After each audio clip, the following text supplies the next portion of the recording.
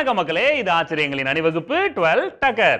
நம்மள அண்ணாந்து பார்க்க வைக்கிற நிறைய விஷயங்கள் இந்த உலகத்துல இருக்கு. அதுல ஒண்ணுதான் ஒட்டகச்சிவிங்கி. அந்த ஒட்டகச்சிவிங்கியை பத்தின 12 டக்கரான தகவல்கள் உங்களுக்காக. இந்த உலகத்திலேயே வாழ்ந்துகிட்டு இருக்க விலங்குலயே உயரமான விலங்கு அப்படின்னு பாத்தீங்கன்னா ஒட்டகச்சிவிங்கி தான்.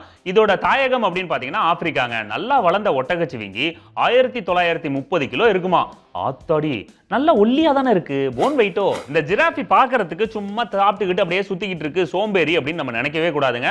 ஒரு நாளைக்கு அது எவ்வளவு நேரம் தெரியுமா தூங்கும்? 5 நிமிஷத்துல இருந்து 30 நிமிஷம் வரைக்கும் தான் அது தூங்கும். மத்த நேரத்துல என்ன பண்ணுவ? வெட்டியா தானே சுத்திட்டு இருக்க.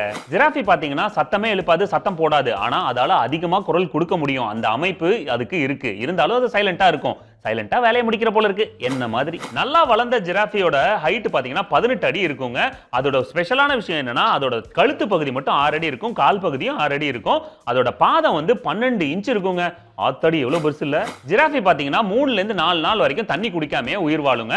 அதுவும் இல்லாம ரொம்ப தூரம் நடக்கவும் முடியும். அது எப்படின்னா, அது சாப்பிடுற தாவரத்துல இருக்கிற தண்ணி, நீர் சத்தை அது உடம்புக்கு தேவையானதை எடுத்துக்கும். அதாவது அன்னப்பறவை மாதிரி பிரிச்சு வாழ்றீங்க தண்ணியை. ஜிராஃபிக்கு பாத்தீங்கன்னா உடம்புல டெக்ஸ்சர் மார்க் இருக்கும் கட்டம் கட்டமா.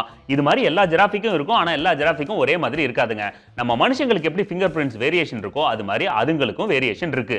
அப்படி இருந்து என்ன பண்றது? நம்ம எப்படியும் கண்டுபிடிக்க போறது இல்ல. ஜிராஃபியோட கழுத்து 6 அடி இருந்தாலும் அதால குமிஞ்சு தண்ணி குடிக்க முடியாதுங்க. ஏன்னா அதோட காலும் 6 அடி இருக்கிறதுனால அதோட தலை லேண்ட் ஆகாது. அதனால என்ன பண்ணுனா, காலை பப்பரப்பான்னு விரிச்சு வச்சு ஒரு ஷேப்பா நின்னு தண்ணி குடிக்கும். ஆனா இதுதான் அதுக்கு ஆபத்தும் கூட.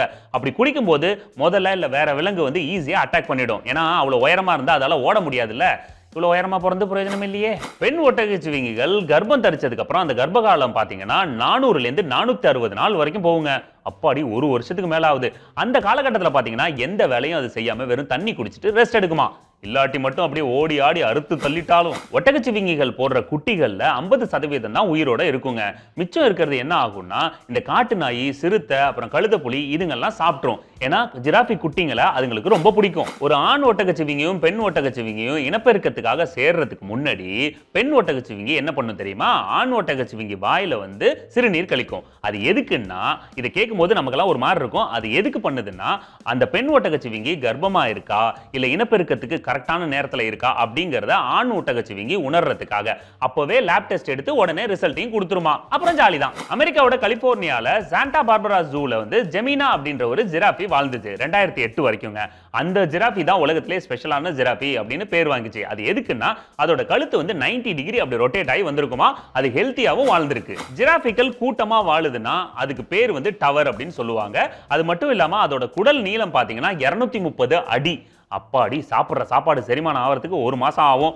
அதோட நாக்கோட நீளம் மட்டும் பாத்தீங்கன்னா 21 இன்ச்சஸ். ஒரு தடவை அப்படி லீக் பண்ணுச்சுன்னா 1 லிட்டர் வாட்டர் உள்ள போயிடுங்க.